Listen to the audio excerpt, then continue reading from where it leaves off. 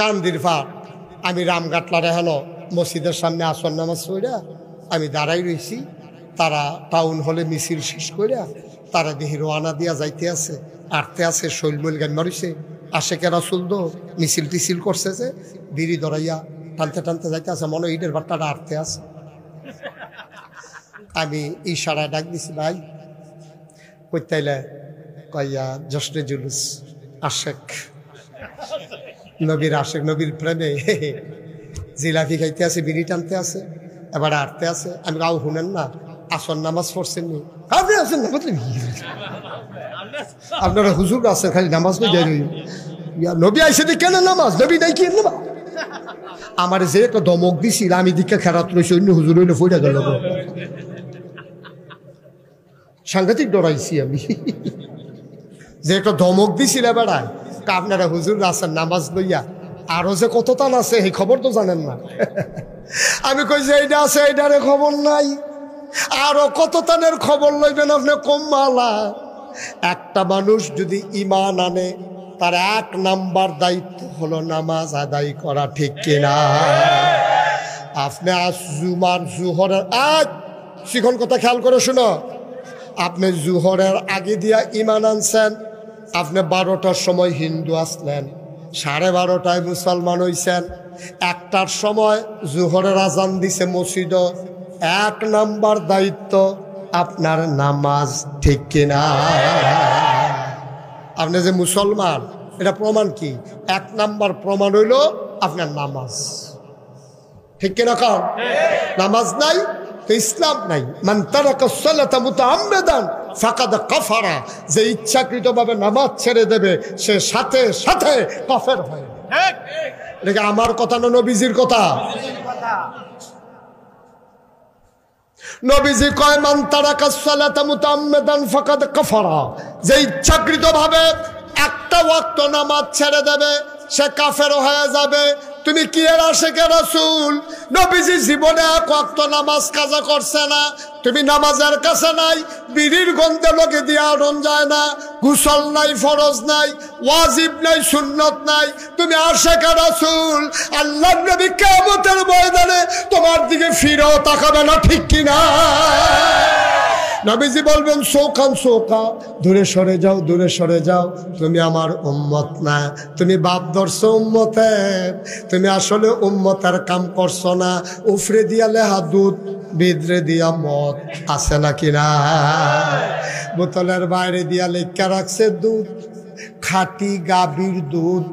হ্যাঁ বাড়ায় দুধ মনে করে না খাইয়াছি, হুইতালাই সাবল তাবল কথা কয়, কয় কিতারে কিতারে খাইলাম দুধ, আবার গন্ধ হয়ে গিয়ে আরেক বাড়ায় বুঝ জ্বালাইছে, হেতে আবার আগের থেকে খা। লগের বেরিয়ে ঘরের বেরিয়ে ডাক দিছে, ভাই সাহেব দৌড় দিয়ে এনছেন আপনার ভাই সাহেব আবল তাবল কথা কয়, আমার এই যে অন্যতম দেখালে তো চায়, আমার এই যে অন্যতম দেখালে তো চায়। অহংকিতা করন, আমি অহংকিতা করন, সাই কিতা খাইছে, বোতল আইনা দিছে, দেখে যে বাইরে দিয়ে হলে দুধ, দেখতেও দুধের মতো, গন্ধটা টান দিয়া কয় এটা আমারে দিয়ালা, তে তো আগের থেকে খা। তো হ্যাঁ কয় ভাই সাহেব অন্যতম খাইয়া লাইছে, কথা কয় ভাবি দেখি তারা খেলে কমন যায় না, এটা আমারে দিয়ালাম। ভাই সাহেব বাইরে দিয়ালে দুধ, দেখতেও দুধ, ভিতরে দিয়া মদ। আমরা তারা যারা ওই যে বাইরে দিয়া ফিটফা, ভিতরে দিয়া সদরগা, তুমি মুখে দাবি করছো আশেকে রাসূল, তোমার ভিতরে ফরজ নাই, তোমার ভিতরে ওয়াজিব নাই, তোমার ভিতরে সুন্নত নাই, তুমি আশেকে রাসূলের কলঙ্ক, ঠিক কি না? কষ্ট হইতে আছে, ওয়াজ উঠে পড়তে আছে, দইরা বইয়ে কইলে আমরা যা অপারেশন হইব সার্জ কুতুর ফটোফটোতে উঠে গেছে, তার কিতা, তার সমস্যা কিতা, কিতারে তোর সমস্যা কিতা? তো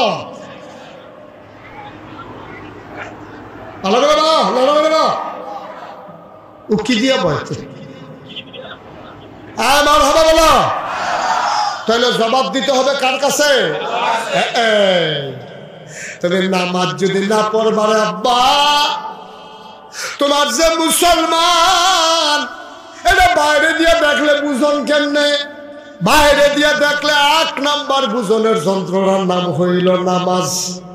নামাজ ছাড়া মুসলমান সিলনের কোনো লক্ষণ নাই। এই জন্য নবীর জমানায় যারা মুনাফেক, যারা মুখে মুখে কইতো মুসলমান, আসলে তে মুসলমান না, তে কিতা করতো, তে আজান ফলো হগলের আগে মসজিদে গিয়া বইয়া থাকতো। নবীজিরা ইয়ার তারা কইয়া রাসূলুল্লাহ তে তো মুনাফেক, কয়তে মসজিদে হগলতে আগে আইয়া বয়, এটাই তো ধোকাবাজি। এই জন্য মুনাফেক ধরা না পড়ে, এটার লাগে তো আগে আগে বইয়া থাকে। আসলে তে মুনাফেক বোঝা গেল। ওই মুনাফেকরাও মুসলমান প্রমাণ দেওয়ার জন্য মসজিদে আগে আগে আইতো। আর আমরা তারা আশেকে রাসূল দাবি করিয়া মসজিদের কাছেও যায় না। তুমি আশেকে রাসূল না, তুমি ভণ্ড, তুমি প্রতারক, ঠিক কিনা? জবাব দিতে হবে কার কাছে? তাইও নিজের বিবেকটারে নিজে জিজ্ঞান না করতো না। একজন সাহাবা পাইবেননি যে আপনারা নামাজ কাজা করছে, একজন তাবি পাইবেননি যে নামাজ কাজা করছে, একজন তাবে তাবিন পাইবেন যে নামাজ কাজা করছে, একজন আল্লাহর ওলি